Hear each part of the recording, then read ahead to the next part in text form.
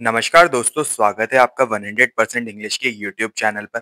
दोस्तों, आज की इस वीडियो में हम डिस्कस करेंगे बंगाली लिटरेचर के एक आइकॉनिक टेक्स्ट को, जो डिटेक्टिव फिक्शन जॉनरा में एक लैंडमार्क माना जाता है। We are talking about Satyajit Ray's masterpiece the mystery of the elephant god, जिसे ओरिजिनली बंगाली में जॉय बाबा फेलुनाथ के नाम से भी जाना जाता है। शुरू करने से पहले लेट्स सेट द कंटेक्स्ट। हम सब सत्यजीत रे को उनकी वर्ल्ड क्लास सिनेमा के लिए जानते हैं, पत्थर पंचाली, चारुलता एक्सेट्रा। लेकिन उनका contribution to literature, specially children's and young adult literature, equally significant है। 1961 में रे ने अपने फैमिली मैगजीन संदेश को रिवाइव किया। The magazine became the birth place for Pradosh C Mitter, जिसका की नाम है फेलुदा। फेलुदा सिर्फ एक डिटेक्टिव नहीं है, वो एक कल्चरल आइकन है। रे ने जब लिखना शुरू किया, उनके पास एक चैलेंज था। He was writing for a younger audience. इसका मतलब था no sex, no graduations, violence. So Ray has to purely rely on intellect, atmosphere, and intricate plotting. The Mystery of the Elephant God, published in 1975, is one of the finest example of this. ये story सिर्फ एक चोरी की कहानी नहीं है. It is a brilliant study of Varanasi, a critic of superstition, and the introduction of one of the greatest villain in Indian literature, Maganlal Meghraj. तो चलिए शुरू करते हैं। पहले हम स्टोरी को डिटेल में समझते हैं, एकदम थॉरो समरी देखेंगे, उसके बाद इसका क्रिटिकल एनालिसिस भी करेंगे। कहानी की शुरुआत होती है कलकत्ता में। ऑटम हॉलीडेज चल रहे हैं। हमारे फेवरेट ट्रायो फेलुदा, उसके कजन टोपशे जो नरेटर भी है, और क्राइम राइटर लाल मोहन बाबू यानी कि जटायु एक ट्रिप प्लान कर रहे हैं। लाल मोहन बाबू अपने नए नॉवल के लिए प्लॉट ढूंढ रहे हैं। वो सजेस्ट करते हैं कि हमें वाराणसी यानी कि बनारस जाना चाहिए। वो एक न्यूज़पेपर क्लिपिंग दिखाते हैं अबाउट अ मछली बाबा इन वाराणसी। कहा जाता है कि ये साधु रिवर में फ्लोट करते हुए आए हैं और ब्लेसिंग्स के तौर पर फिश स्केल्स यानी मछली के छिलके बांटते हैं।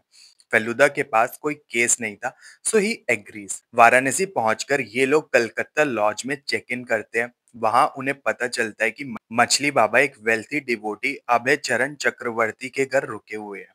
घाट पर घूमते वक्त इनकी मुलाकात एक छोटे बच्चे से होती है जिसका नाम है रुक्कू। रुक्कू एक इमेजिनरी वर्ल्ड में रहता है, अपने आप को कैप्टन स्पार्क बुलाता है और एक इनविजिबल विलन शैतान सिंह से लड़ता रहता है। जल्दी फेलुदा की मीटिंग रुक्कू के फादर उमानाथ घोषाल से होती है। उमानाथ बताते हैं कि उनके घर में एक बड़ी चोरी हुई है। घोषाल फैमिली के पास एक प्राइसलेस हेयरलूम था, एक 3 इंच हाई गोल्ड गणेश जिसमें कीमती जेम्स लगे हुए थे, इंक्लूडिंग अ रेयर वनस्पति डायमंड। ये गणेश उनके फादर अंबिका घोषाल के कमरे से चोरी हुआ है। चोरी की कुछ डिटेल्स देख लेते हैं। चोरी शाम को 7:30 से 8:30 के बीच हुई, जब फैमिली मछली बाबा के दर्शन के लिए गई थी।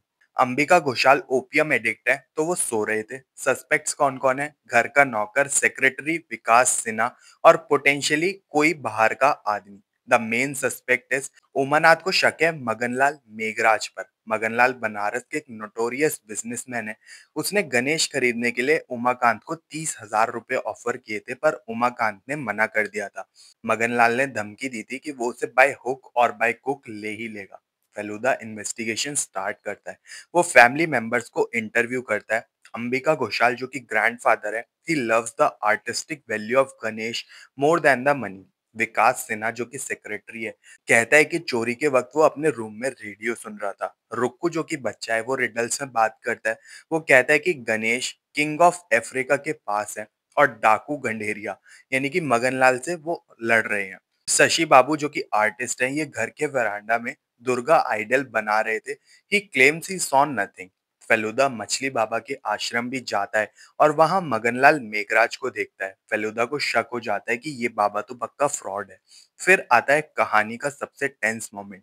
फेलुदा, तोपशे और जटायु मगनलाल मेघराज के घर जाते हैं। मगनलाल पहले फेलुदा को ब्राइब करने की कोशिश करता है।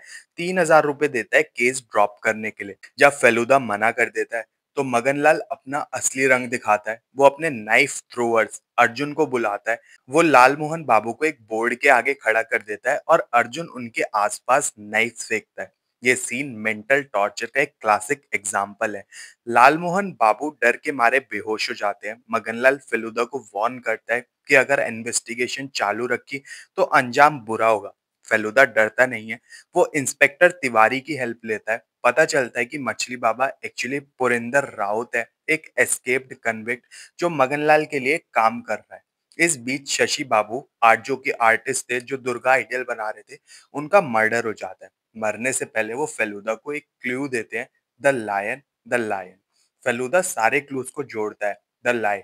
फेलुदा समझ जाता है कि शशि बाबू लायन बोलना चाहते थे, गणेश एक्चुअली क्ले लायन, यानी दुर्गा माँ की जो सवारी होती है, जो वो आइडियल बना रहे थे, उसमें नीचे का जो शेर होता है, उसके मुंह में छुपा हुआ था। रुक्कूस क्लू, रुक्कू ने कहा था किंग ऑफ अफ्रीका के पास है गणेश जी, तो रुक्कू ने ही गणेश को वहां छुपाया था, ताकि डाकू गंडेरिया यानी मगनलाल से वो उसे बचा सके। जब फेलुदा लायन का मुंह चेक करता है, तो गणेश एक्चुअल में वहां पर होते ही नहीं है, वहां सिर्फ च्युइंगम के निशान मिलते हैं। क्लाइमैक्स भी देख लेते हैं। विजयदशमी के दिन जब दुर्गा विसर्जन हो रहा होता है, फेलुदा एक काबुली वाले के डिस्गाइज में वहां पहुंचता है। मगनलाल का प्लान था कि मछली बाबा पानी में डुबकी लगाएंगे, सबमर्ज लायन से गणेश निकालेंगे और उसे पास में खड़ी बैराज पर दे देंगे। लेकिन फेलुदा वहां पहले से ही तैयार था। पुलिस बैराज को घेर लेती है। मगनलाल भागने की कोशिश करता है, पर पकड़ा जाता है। मछली बाबा भी अरेस्ट हो जाता है। खुशहाल हाउस वापस आकर फेलुदा असली सच बताता है। रुक्कू ने गणेश को छुपाया था लायन के मुंह में। शशि बाबू ने आइडियल पेंट करते वक्त उसे देख लिया। विकास सिन्हा जो कि सेक्रेटरी है, वो असली कल्प्रिट है। उसने शशि बाबू को देख लिया, उसने शशि बाबू का मर्डर किया ताकि वो चुप रहे। उसने गणेश चुरा लिया और बाद में मगनलाल को बेचने वाला था वो। उसका रेडियो सुनने वाला एलिबाई झूठ था, क्योंकि रेडियो की बैटरीज पहले से ही डेड थी। फेलुदा इंस्पेक्टर तिवारी से कहता है कि विकास सिन्हा का ट्रांजिस्टर रेडियो चेक करें। बैटरी कंपार्टमेंट खोलने पर गोल्डन गणेश मिल जाते हैं। Case close. मगनलाल अरेस्ट हो गया, गणेश जी रिकवर हो गए और लाल मोहन बाबू को अपनी नई नॉवल का प्लॉट मिल गया। अब जब हमने स्टोरी पढ़ी ली है, let's analyse the deeper layer of this text. The setting as a character, जो हमारा स्थान है, उसकी महत्व को समझते हैं। इस स्टोरी में वाराणसी जो कि काशी है, सिर्फ एक बैकड्रॉप नहीं है, it acts like a character. रे ने बनारस की गलीज यानी नैरो लेन्स, घाट्स और दुर्गा पूजा के एटमॉस्फेयर को बहुत ही डीपली कैप्चर किया है।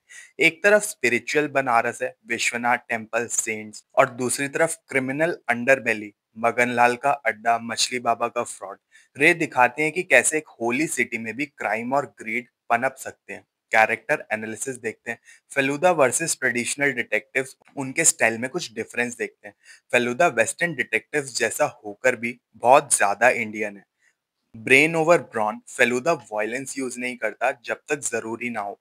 वो अपने दिमाग और ऑब्जर्वेशन, जैसे कि रेडियो की बैटरी, च्युइंगम से केस सॉल्व करता है।